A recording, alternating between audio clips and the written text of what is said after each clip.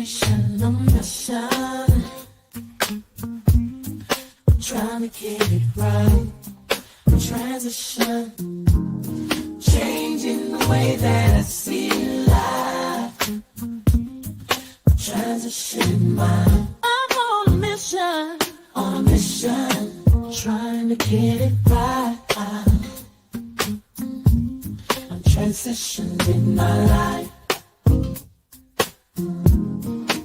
making a transition. Ooh, making a transition. Ooh, ooh, ooh, ooh, ooh, ooh. Making a transition. Ooh, ooh, ooh, ooh, ooh, ooh. Making a transition. Ooh, ooh. Trying to mission, I'm on a mission. On a mission, I'm trying to get it right. Changing the way that I see life. Transitioning my life. On a mission. On a mission. On a mission. Welcome. This is Alchemizing Energy, aka DJ Genesis Detroit, and we have a special guest today. And a lot of times people say that they're going to leave the country when things are going. I'm about to leave. I'm fixing to leave the country. But you know what? This person actually did it, and I want to give a shout out to Kevin Wesley. Welcome to Alchemizing Energy. Welcome to the chat. Welcome to the panel. How are you doing? I'm amazing. Actually, thank you. How are you? I'm good. I'm maintaining. I'm saying it was a full moon, and I was arguing with everybody. The past 2 days it was a full moon, and honey, I don't know what was going on. People turned into werewolves, honey. I was getting into arguments left and right. But you know what? Today's a new day. You know what I'm saying? So yes, today's a new day. But I really when you told me that you were leaving, I kind of was sad, but then I also thought, you know what? That might be the better thing. What has been your experience? What was first the catalyst for you leaving?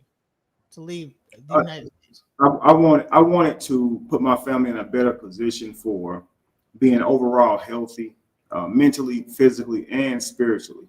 I realized that, and this is not to condemn America or anybody who lives there, but for me, it felt like just a cloud over our heads.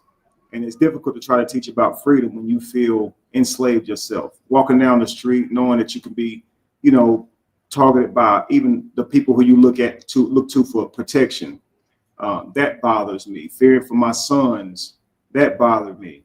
The cost of health care, to be able to protect your children, knowing that I have, a cancer gene and it could affect my children. It's definitely affecting me. So to be able to eat correctly in the States was very difficult. To be able to take the vitamins and all the nutrition that I needed. These things are easily accessible here. They're a lot easier to afford. And even the vibration of the sun is just healthier. It gives you a change of environment. And I just felt like it would be overall better for my family. Now, there's many places to go to, but we chose Medellin or Colombia because of the weather, the healthcare, and the cost of living. We want to live and get out of the mindset of surviving. It's two totally different mindsets. You understand? They always talk about how America is the richest country, but for what they charge Americans to be able to live on this, what they call free land, we're not the richest. It at least doesn't feel that way. You understand? So if you can take your USD to a country to where it multiplies by 4,000 on the dollar, why not? You're privileged to be in a place to where, because of America and its large regime, we can go pretty much to any country we want to and get a visa and experience their countries. And so I think we should take advantage of that for the sake of our lineage and legacy and save some money, man. And you could take care of your family and speed time up for yourself. So going to Colombia, it's like stepping back into what would be my grandmother's childhood. My grandmother would tell me bread used to cost just some cents, some change, and now it's $4 or $5. And I know eggs cost $1 million now in the States. And we got here, the first thing we recognized was it's like stepping back in time. And so you can actually do things a lot faster here than you could there. And so that's another reason that I did it. And I'm so happy with the move. My family's so happy. I still have my two sons, my son's lady, and my dog who have yet to come. And that's because my sons are being very responsible men. My son's lady, she is from Haiti, and her visa takes a lot longer. And you can see the privileges that we get as Americans, that we can just want to go somewhere and just go, you know. But she has to wait much longer. And my son said, I can't leave her, Daddy. I got to stay with her. And I just respect my son for that. And then our dog ended up having to get shots, and he can't leave for 30 days after the shots. And so my youngest son said, Daddy, I can't leave him. He said he looks at the dog like his son. He didn't want the dog to stay with his grandparents or anything like that. He said he's my responsibility. And so I just respect my young men, for being grown men. Wow, that's a beautiful thing, even down to the dog, people are being responsible and how they actually are dealing with the move. So answer me a question. So since you've been there, what would you say? I mean, have you experienced any backlash from people down there because of the way that America is running itself, and have people treated you any different down there? No, I've gotten welcomed with loving arms, actually. Again, they appreciate that USD, so they value it. Believe it or not, black people understand something. In our country, we're looked at like the bottom of the barrel. In other countries, you're the cream of the crop, simply because they understand that you have great genetics and that USD. So they will want their children to end up with you, even if they don't necessarily like you. They have access now to an Americano. You know what I'm saying? And the way they view us here is totally different than most places. Well, I can say totally different than anything I've ever saw in the States. The look I get from other people's eyes is that I mean nothing, that I'm worthless. The look I get from people's eyes here is that I'm valuable. You see what I'm saying? And so that alone is a great change of environment. No negative experiences. I thought I had a negative experience at one point walking through what would be there at Walmart here. It's a huge store. It's everywhere. It's called Exito. This is where you get your groceries and different appliances. It's just like a Walmart, okay? Huge place. And I'm walking through there, and one of the cashiers, she's trying to speak to me, and I go, my español is muy poquito, which means I speak very little Spanish, right?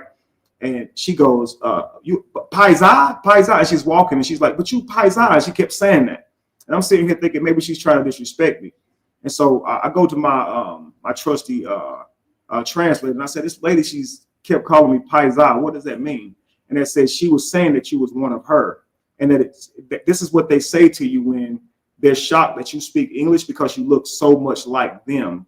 And so she was really just in awe that you look just like them and her people, family, but yet you're speaking English. And it's crazy because I don't know the word that we would use for them. I guess that's an American man they call paisa, but I feel that way about them. I see so many people who look just like me and my family, but they here speaking Spanish. And I'm like, it really gives you a good sense of what colonization has done, that they look at me like a weirdo for speaking English. But I'm like, yo, you look like me and you speak Spanish. What are you talking about? Neither one of us are speaking our actual native languages. You know what I mean?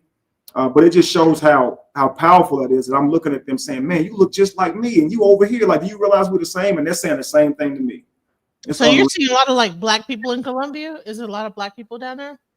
Absolutely. It's so crazy, but like this is most countries. They always going to promote their lighter skinned people to make it seem like that's what's there, but it's not. When you go to these countries, what you find is it's filled with black people. And it's crazy because you can tell they push these people out to the poorest communities. Gentrification has happened everywhere. It's literally unreal. And this is most places you go. India is like that. And, Cuba's like that.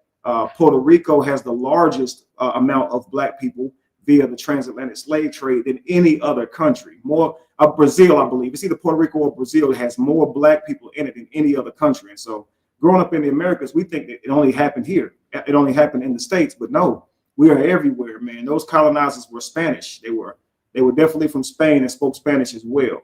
And so this is why a lot of our people speak Spanish here today. You know, it's wild how powerful colonization was. So there's like all this like fear, right? This fear mongering about going to South America because they're like, it's like you're gonna get kidnapped, something's gonna happen. People went down there and they came missing and this, that, the other. What would you say to that? These are very real issues. And it's very real issues in America as well. Did you know the kidnapping probability is even higher in the States than in Colombia? Hmm. Hundreds of thousands of people go missing in the States every single year, where a few thousand go missing in Colombia. But it's seen as, oh, Colombia is bad. But see, that's exactly how America paints it. They want you to be afraid to go to other places because they know if you go there, you're going to see the truth. So they want Africa to look like they are degenerates and dumb and they live in huts and stuff like that. They want you to think that places like Colombia, you're going to come here and your children are going to be taken from you and they're going to set you up and all this. But listen, we have to be aware in our own states due to these very same things, man. I remember before even coming here, years before coming here, I'm warning black men to make sure they know who these women are on Tinder and on these apps before they go to their cribs, because many of them were going to people's cribs thinking they're going to meet up with a woman, and the house already filled up with dudes in masks ready to rob them, and the woman is setting them up. You know, you just heard of in Milwaukee, a kid got kidnapped. And this is all the time everywhere. I did a live the other day just showing them how Atlanta alone, that a lot of people get kidnapped and the authorities are in on it. They actually help to set you up and everything. And so it happens everywhere. And so don't come out here aloof, thinking it's a frolic through the flowers. You better be aware and protect your family, but you better do that everywhere. You know, so don't come here and have a higher sense of awareness than you had back home, because actually the probability that this stuff can happen to you is higher even home. You think about how many times we've rallied behind seeing some innocent black person choked out or unalived by a police officer, and nothing's done about it. You know, we see this in our own country, right? So to me, it's very unnerving for me for people to try to paint that other places are bad when you live in somewhere that's bad. You actually are living somewhere that's actually very bad. So that's like a cognitive dissonance almost like, well, It is. we like, oh no, it's bad. You're going to a very terrible place. It's very dangerous. This, that, the Mhm. other, but meanwhile, you're missing out on a whole beautiful place that actually is very good. So you said, okay, you live there. What is like the cost of living there? Like, so you're in a really nice house. So you're in like what, a 3-bedroom house? How much would you say? I'm actually in a 5-bedroom penthouse. It is very beautiful. I've got a pool. We got all the amenities you can think of. Um, with my cost of living, including my gas, my lights, Wi-Fi, and rent, I pay less here than I pay just for car insurance back home and light and utilities. The place I lived in back home was 4,500 a month. So I'm not even counting that. Okay, but I'm saying the light bill was about 1,500 a month, 9 to 1,500 a month, 900 in the summer, 1,500 in the winter, and then you add in all the car insurances. That money alone right there pays my overhead. I don't even pay 2,300 a month for everything. For everything. Wow. So what when it comes down to schooling, are you just going to homeschool or are you going to put your kids in school there? Well, of course, I have homeschooled all of my children, Janae, Justice, and Israel. We do have some Meek here. We probably will put them in some private schooling. My daughter's most certainly going to put her daughter into private schooling, but it's very, very affordable. I think it's like around maybe $800 to $1,000 for the whole thing, and they have bilingual teachers. And you got to understand, this is a tourist city. And so they got all these things set up for the American who is used to convenience and health and education. So it's really set up for people to come here because they want you to come here and spend that USD. So they're definitely going to accommodate you. Wow. So they actually have schools that are teach English and things like that. So is there like And they a actually even have more sports than what we have. I think the only thing they don't have is swimming, but they got boxing and all in their schools. We didn't have that. We don't have that back home. wow. So I mean, so when you go to like a place like that, is the education like at a equal level to America or even higher, or what would you say like the level of